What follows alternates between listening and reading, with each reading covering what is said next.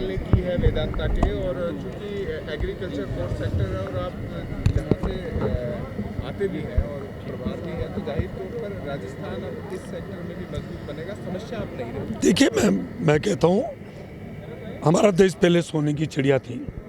कहते थे यहाँ दूध की नदियाँ बहती थी, यानी यहाँ बहुत समृद्धि थी। पूरे दुनिया में हमारा देश पहले हर क्षेत्र में आगे था। मैं इतना कहूँ कि एजुकेशन में भी हमारा देश पूरे वर्ल्ड में नंबर 1 था। नालंदा तक्षशिला विश्वविद्यालय उसके साक्षात प्रमाण है। हमारी ये भारत माता की जो धरती है, इसमें अकूत भंडार है, इतना खनिज संपदा है कि मैं कह रहा हूँ पूरी दुनिया में कहीं भी नहीं है। और विशेष तौर से राजस्थान में मैं कह रहा हूँ इतने खनिज का अपार, और सबसे बड़ी लैंड आपको पता है राजस्थान भूभाग की दृष्टि से पूरे हिंदुस्तान में सबसे बड़ा प्रदेश है।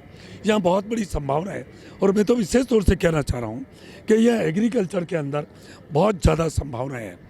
वो आप पहले कहते थे ये धौरों की धरती है, ये रेगिस्तान की धरती है, नहीं, अब ये सोना उगलेगी राजस्थान की धरती।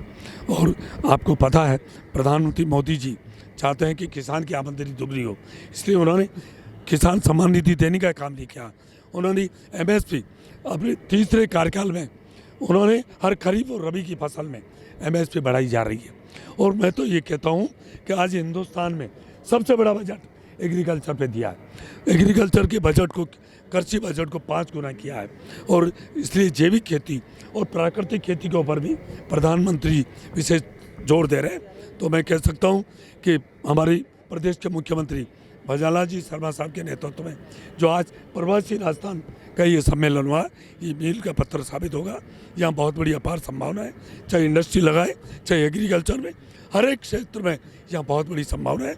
ये पूरे देश की नहीं, पूरी दुनिया की नज़र राजस्थान के ऊपर है। भाई साहब, जो प्रवासी जो यहाँ पर आए थे उनमें से कुछ एक आध लोगों ने कहा कि राजस्थान सरकार वैसे तो बहुत सपोर्ट करती है, लेकिन फिर भी बहुत कुछ बेसिक चीज़ें हैं। जैसे माइनिंग की अगर बात करें तो एनवायरमेंटल क्लियरेंस मिलने में काफ़ी ज़्यादा दिक्कतें हैं। ऐसी कुछ छोटी मोटी बुनियादी चीज़ें। देखिए यही तो ये प्रवासी राजस्थानियों की जब आज ये हो रही है, एक बार सत्र इसके अंदर बैठ के हो रही है, ये बातें निकल के आएगी।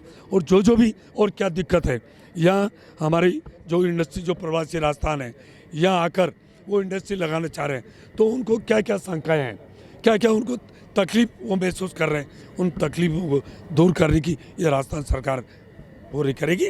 और ये राजस्थान, मैं कह रहा हूँ पूरे हिंदुस्तान में नंबर 1 बनेगा, ये विकसित राजस्थान बनेगा। इसलिए विकसित जो 2047 में प्रधानमंत्री का सपना है वो पूरा होगा।